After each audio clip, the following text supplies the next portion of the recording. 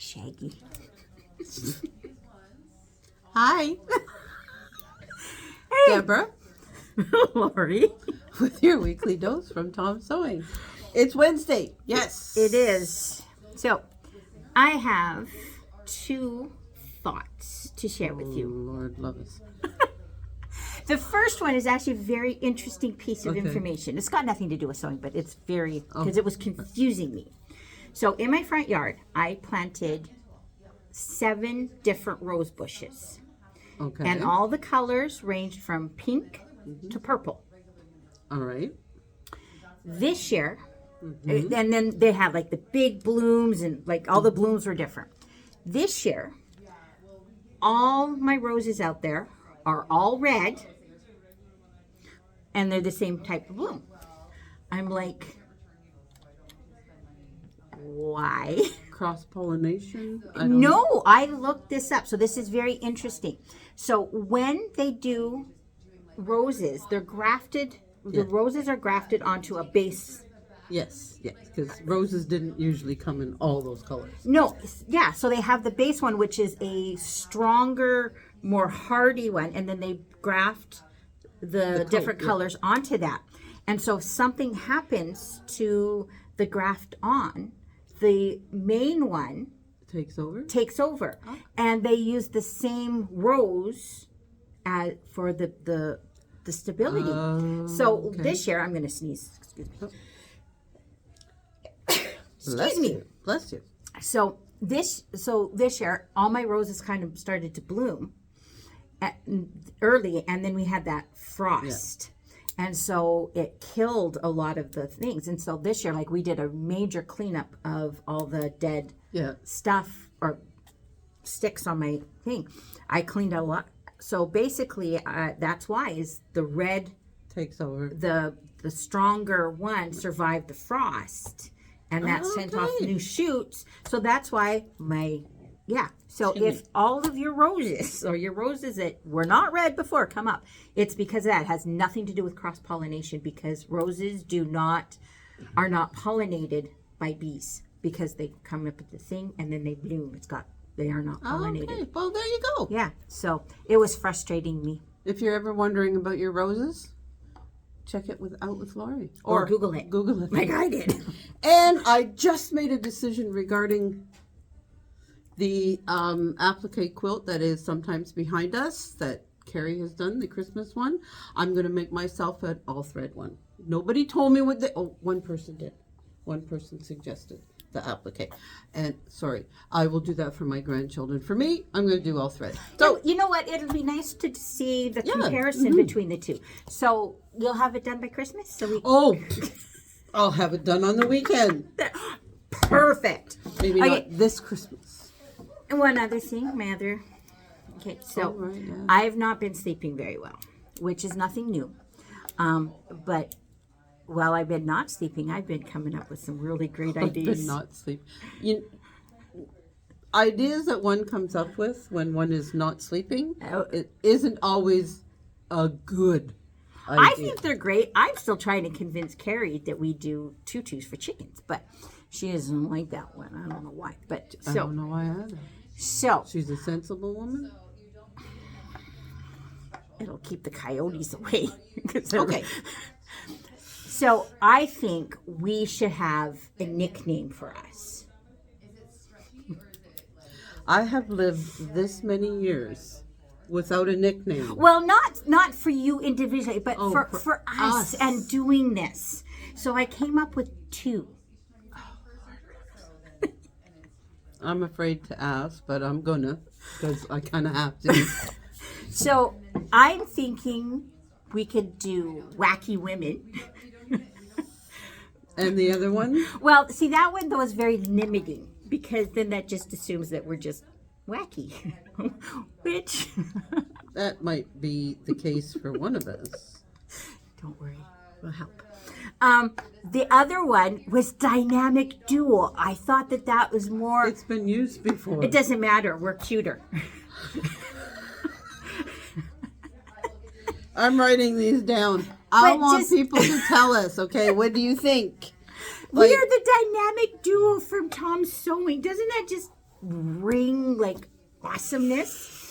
And just, with dynamic, that means we're multifaceted and very depth. Well, simply by virtue of being women, we're multifaceted. Well, that's true. So, But, so I think we should start referring to us as the dynamic duo from Tom's. Let us know what you think. Okay. Or if you've got a better one, let us know. I mean, she just hit me with this out of the blue. So let me know. Okay. Alrighty. So I can come up with some other ones, but they might not be.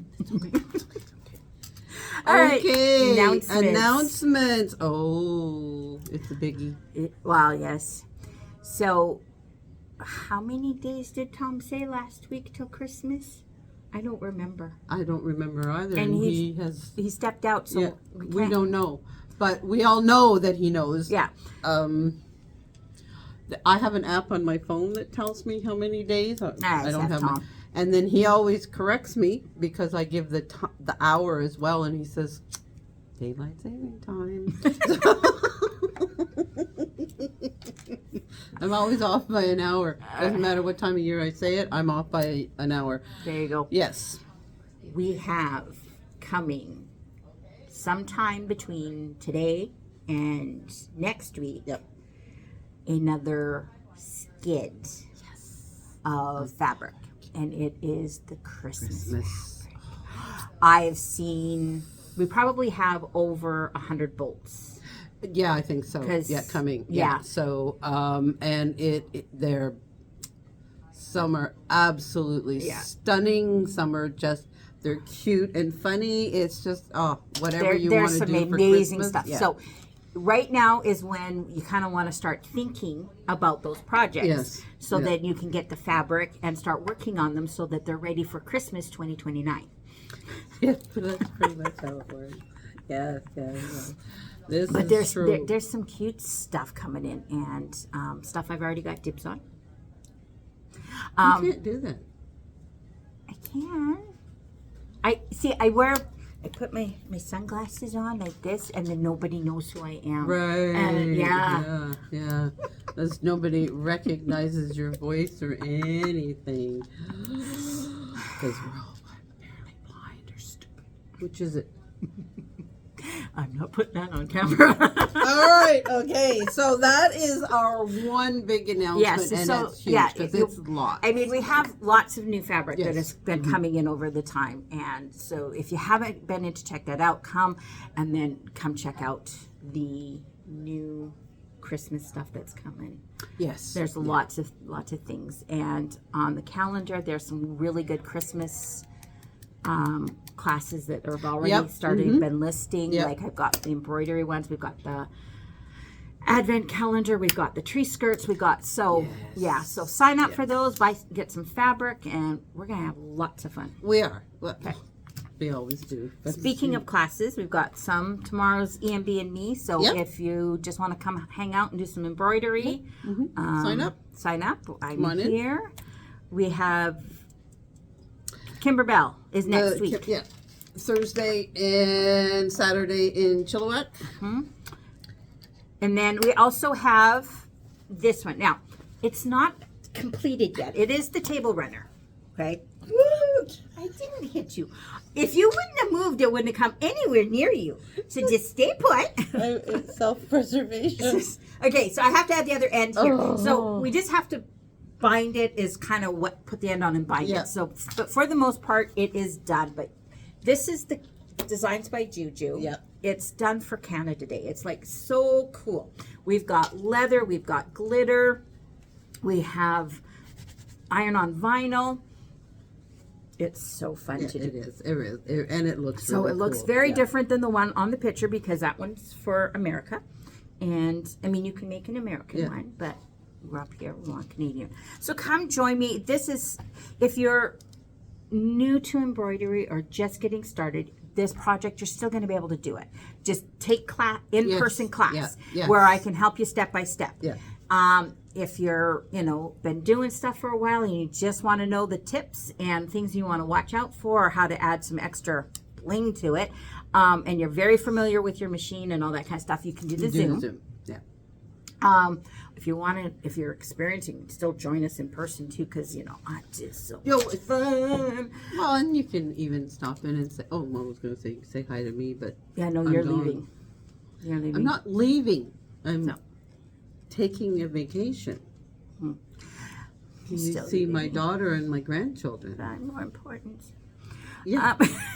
So we've got this one. So that's next Friday. So if you Okay. want to take this one, get signed up for it. Yes, For spaces. yes. And then we have taking the mystery. Mystery out of the needles Oh yes. with Tom Next next Saturday. Saturday.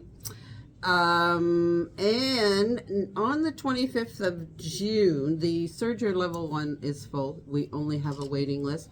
If we get a couple more, that's for the Surrey store.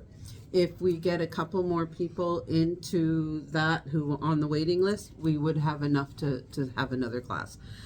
And also the recreating a basic t-shirt. That starts on the 25th. It's a 2-part class. Who's teaching that one? Monica. There we go. I'm like, I see her face. I know who she is, and the name is just not coming. I gotta talk to her because there's a T-shirt that Bella has that she really, really likes. But it's a T-shirt, but it's not a T-shirt. And I'm gonna talk to her and see if we can maybe use There's that. a workaround? Yeah. If there's a workaround, because otherwise I might be in that one. Okay, so moving on. All right. So this week, okay. Remember a couple weeks ago we talked about batting. Yes. There we go. We talked about batting. Some of the questions in the feedback we got was questions about which batting to use in embroidery projects. If we use the same stuff that, like the Dream and Yes, all that yeah, other kind of yeah. stuff. So today we're going to talk about what to use in your embroidery projects, because it is not the same as quilting, even Right. if you're doing a quilt with embroidery. Yeah. Okay, so there is You're a gonna difference. do something different. There is a difference. So for the most part, there is a basic type of embroidery or batting that you want to use. Okay. Yes. If you've been around embroidery for a while, okay, and I'm talking about more than 2 years, okay, you would probably be aware of something called Battleizer. Okay, it's by Hoop Sisters, and you did it on all the Hoop Sisters stuff, and we used it quite a bit. This is a combination of batting and stabilizer in there. Yeah. The reason you want to use this in your embroidery is because depending on the type of embroidery, it reduces the amount of stabilizer that you have to put into your project. Yeah. So it's kind of like your twofer. It gives the stability that you need without having to add layers. So if you look at a lot of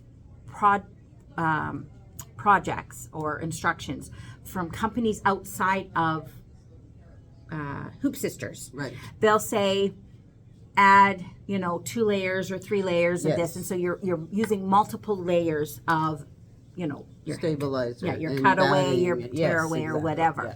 And then it says put in batting, and then you've got your batting for, especially if you're doing something like quilting or you want that loft or that thickness. If you use the Battleizer in there, then you can get down to only having to use one layer yeah. of either like the mesh cutaway, or depending on what the project is. That's a whole other Yes. topic on the types of Yes, which exactly, stabilizer yeah. you use.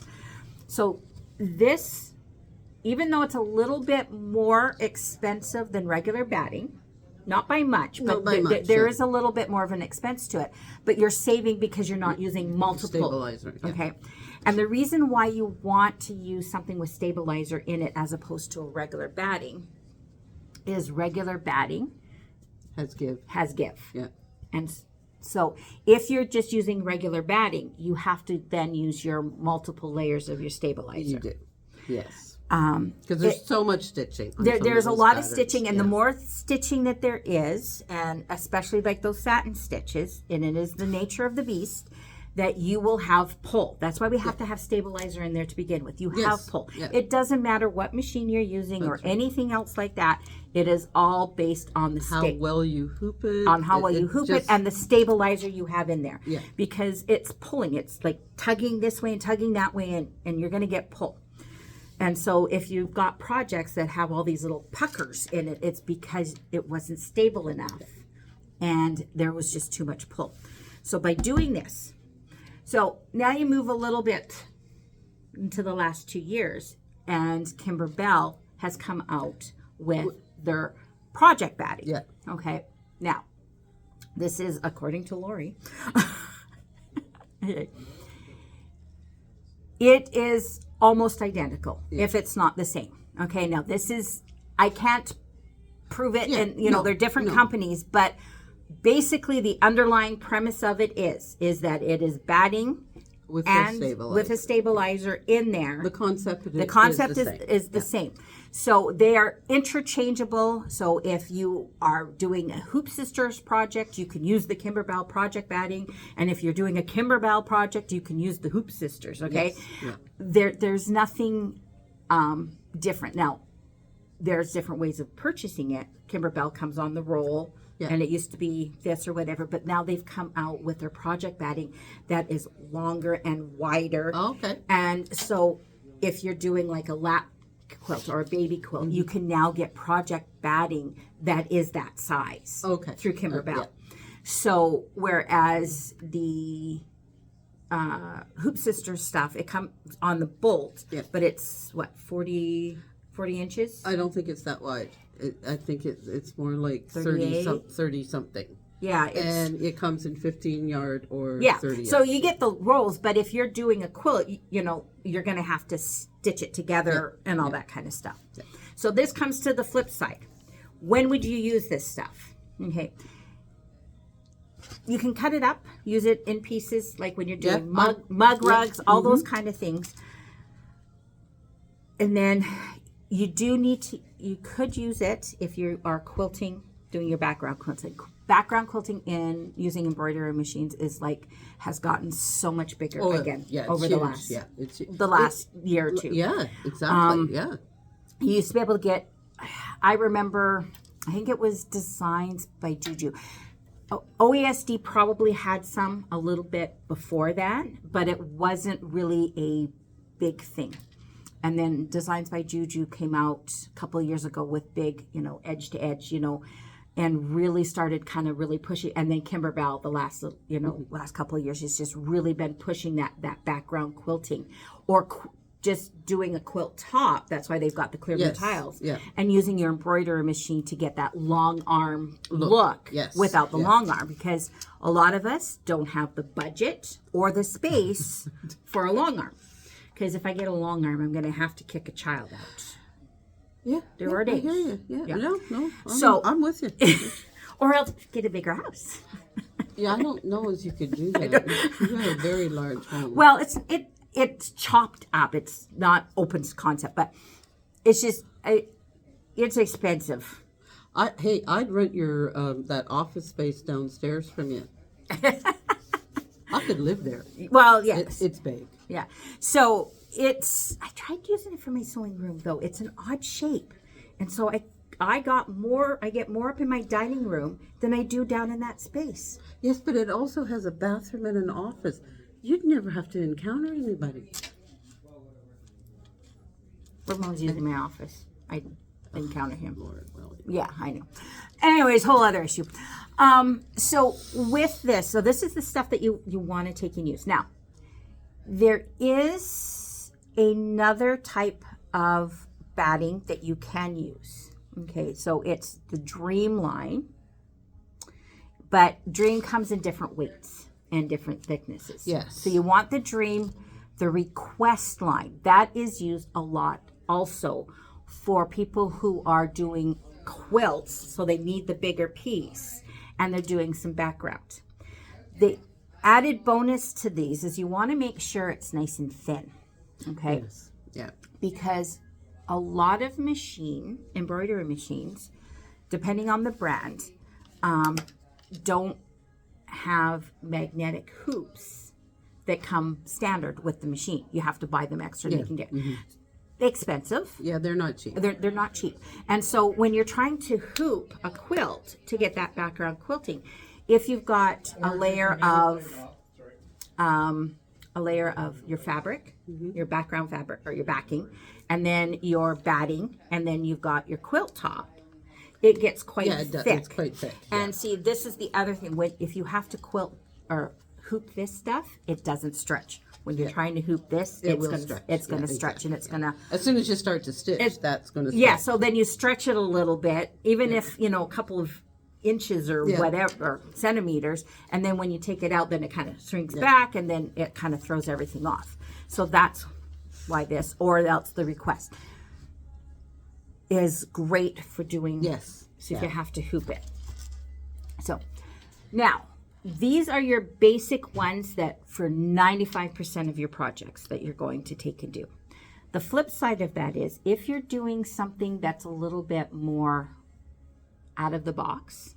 So Kimberbell is an example. They did these little houses, like these stand-up houses. Yes. They were very, very cute.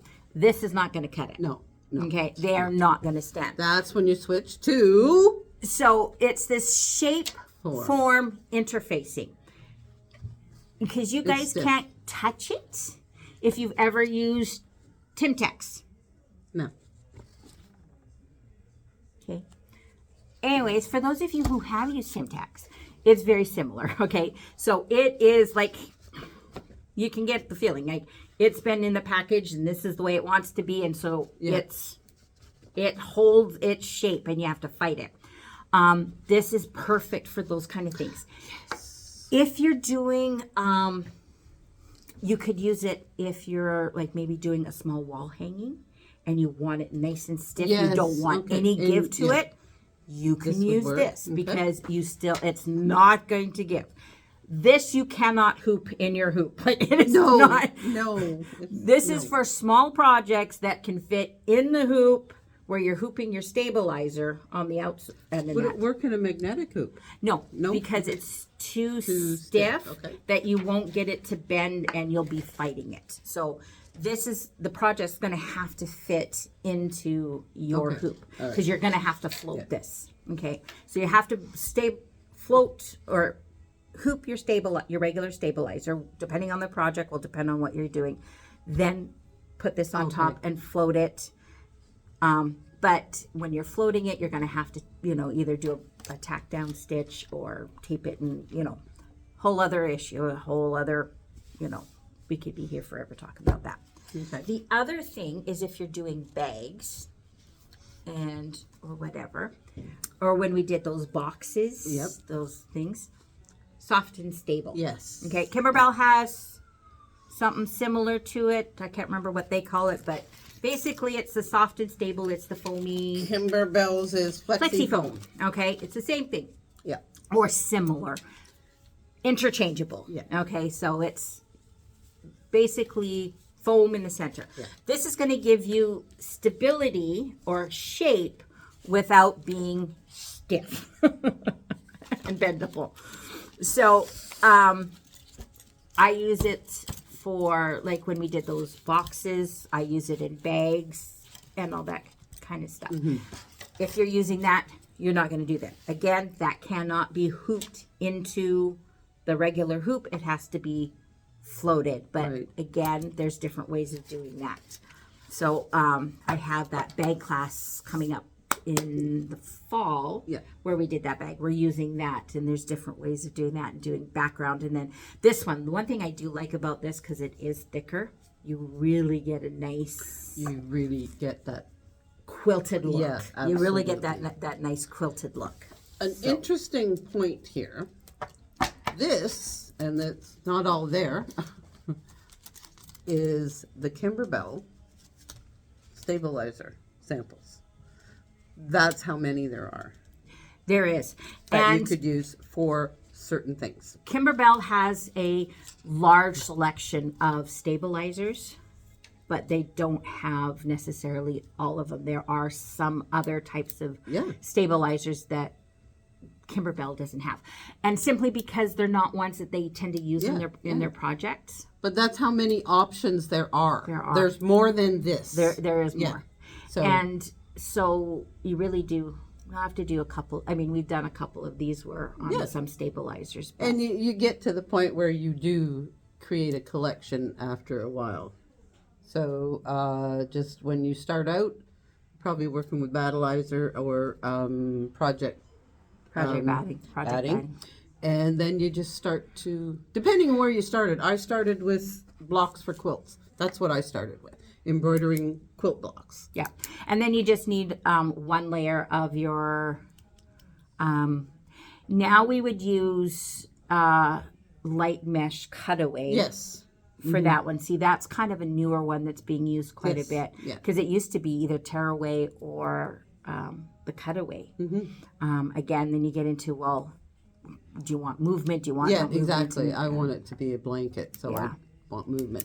But it's, and when I first started with battleizer, using battleizer specifically, I hooped the battleizer. Yes, so there's a lot extra.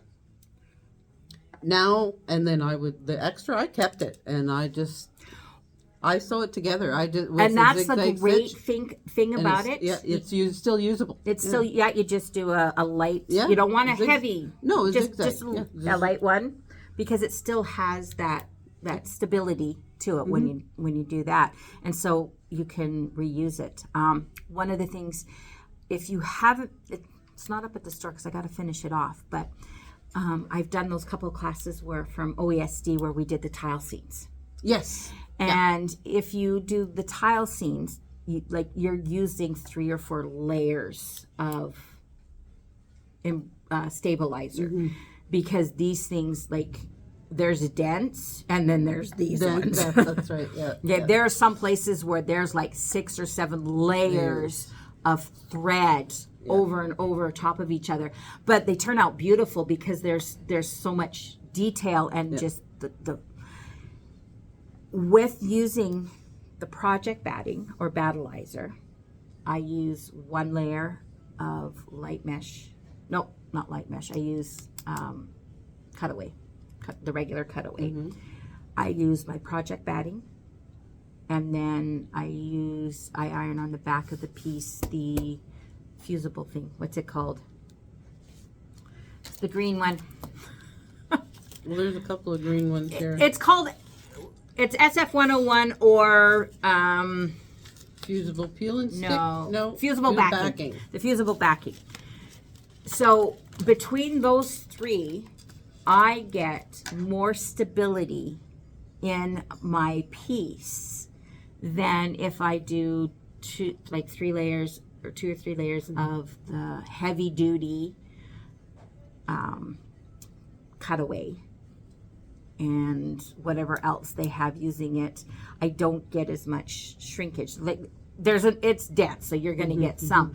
But just the way I do it, I use the same line twice, one at the beginning of the project and one at the end, so I can see how much shrinkage there was. The way they have it do it and the way I do it, there is a huge difference in the amount of shrinkage. Because that project batting gives it so much, and then it's not so thick, and you get a little bit more flow to it. It's a lot more workable. Because one thing, the more stabilizer you use, and if you're working on a dense project like that, your needles are really working, and you end up going through so many more needles. Yeah, I can see that. Because you're just with the way I do it, I probably can get away with doing 6 tiles, depending on how thick they are, before I have to change my needle, before it's just too dull. Yeah. The other way, you're changing out your needle probably every 2 tiles. Wow. Okay, that is quite a saving. Not to mention, I hate that stopping. It's like taking time to fill a bobbin. I fill up 10 or 12 at a time. Well, so I'm not going back but and I mean, forth, you're doing a lot of color changes, so you're stopping quite a bit. But it's those little things. So for embroidery, either the Dream Request, if you're like hooping and you're just doing like a quilt and you're doing a little bit of background or like quilting. Otherwise, I strongly recommend either the Battleizer or the Kimberbell Project batting. Batting. And that's what you're going to use in there to give it that stability that you need. And then the other ones if you're doing some specialty stuff. Right. But, okay. Yeah. Alrighty. So that's that on embroidery. That's pretty good. Yeah. We did pretty good here. We did, but you're leaving me. One more. Oh, yes. One more, and got then next I week, am and gone then you're for gone. 3 weeks. So I have to find a buddy. You're gonna need a sidekick. I am going to need it. Sam offered to be my sidekick. I don't know how much knowledge he'll impart, or It's not so much. that's assuming I have imparted some knowledge. So It's not so much that I'm worried about, him not having knowledge to impart. It's the type of knowledge that he is going to impart. like we want it to be, like specific to what this is. So, but I'm coming back. I'm not gone. No, she'll be back. Going away. So, I should have held auditions for people to be my sidekick. That is such a good idea. I did. I should have. You should get Tom. Well, yeah, we'll probably. You might not get much done. But, but yeah, you we'll would see. know how many days till Christmas. Yeah. I don't know if we'd get him. He's got schools. Oh, that's right. So I'm going to talk Kerri into it. Kerri and I will do this for a little bit. Oh, I'll watch. Oh, just to see. Yeah. We'll have fun. Yeah. So okay. Kerri probably doesn't know she's doing this. I'm not going to tell her. Don't tell her. I'll just drop it on her next Wednesday. Oh, by the way. There you go. Alrighty. So all right, so we'll see you guys. And the dynamic duo. There you go. Okay. Alrighty. Hey, at least could have called us the Wicked Women, but that leads to a whole bunch of other things. This is true. I'm not that wicked. Of course, it probably depends on who you ask. There are probably people out there who don't like me. Well, see, I'm just thinking of all the practical jokes I pulled on my children. That's why they'd. You see, I don't do that, so I'm a nice one. Sugar and spice. Yeah. There we go. All right. Okay. Have a great week. Bye.